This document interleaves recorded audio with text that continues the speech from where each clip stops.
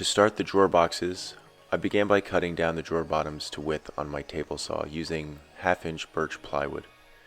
In this build, my cabinet boxes are 20 inches in width with 3/8-inch dados for the drawers. With that in mind, I cut my drawer bottoms down to 20 and 1/2 inches in width. This gives me about 1/4 of an inch in either side of the drawer box to slide in and out of the dados, with about 1/8 of an inch to spare. This is to ensure that there is no binding and that the drawers slide in and out nice and easy. From there, I went and ripped down the two different heights of the drawers, which in this build was 7 inches and 9 inches.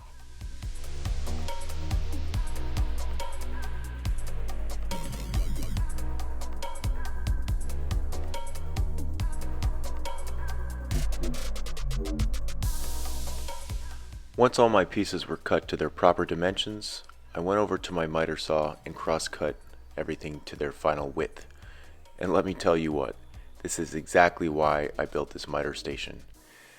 Having the ability to set up a length and make several consistent cuts was an absolute game changer here, not to mention the amount of time it saved me. Along with time, it also improves precision. When it comes to making things like cabinets and drawers, precision is super important. By having ways like this to add consistency to your production, it takes away your margin for error. One of the biggest things I learned throughout this build is the importance of setting up once and running through all production before moving on to the next task. This ensures accuracy across multiple cuts and decreases your margin for error. Next, using my dado stack, I cut a 1/2-inch dado in the sides of each drawer bottom. Somehow I lost my video footage of me doing this, so you'll just have to imagine me making these cuts. You can see here I'm using some scrap wood and doing some test cuts to ensure the proper fit. Once I found the proper fit, I went and made all my cuts.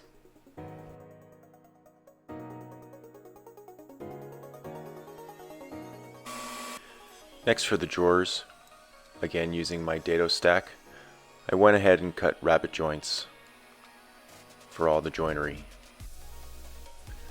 Once everything was dialed in, again, it was just repeat cuts until I was completely finished.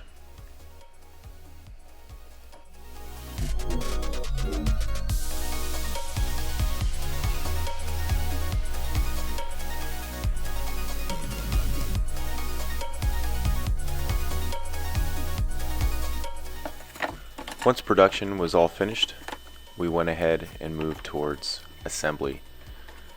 To assemble these drawer boxes, knowing that they would not be broken down and this would be their final state, I used some wood glue, Titebond 3 to be exact, and some 18 gauge brad nails for fastening. From here it was just repeat, glue, and brad nail. Repeat 21 times.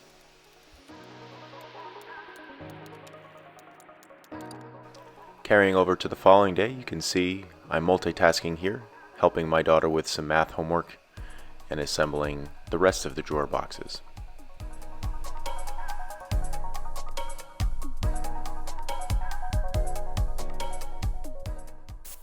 From there, using my palm router and an 1/8-inch roundover bit, I just went over across all the corners just to remove any potential splinters and smooth out any edges.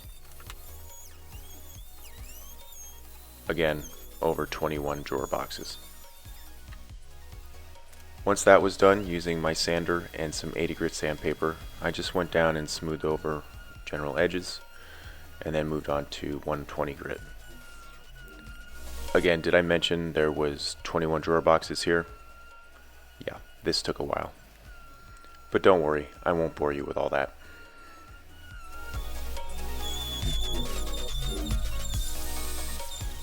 Once all the drawers were finished, I took a small hand rasp and knocked down all the edges of the dado grooves within the cabinets where the drawer bottoms would be received. Along with that, I also took some homemade paste wax and put along the edges of the drawer bottoms to ensure that drawers would slide in and out easily.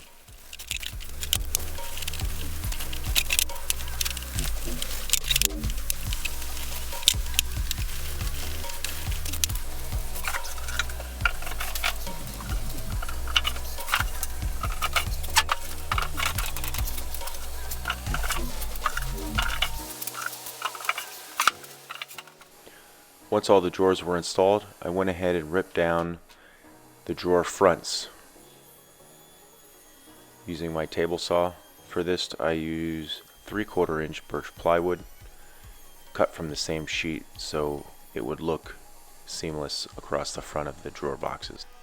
From there, I cross-cut on my miter stand the final width of the drawer fronts.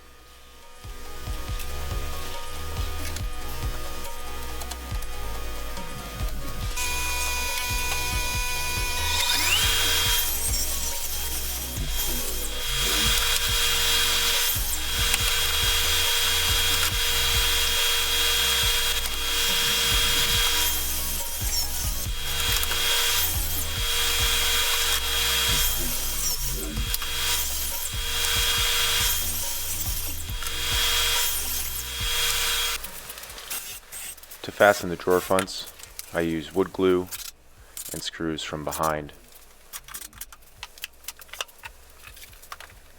using scrap wood as spacers to ensure proper fits.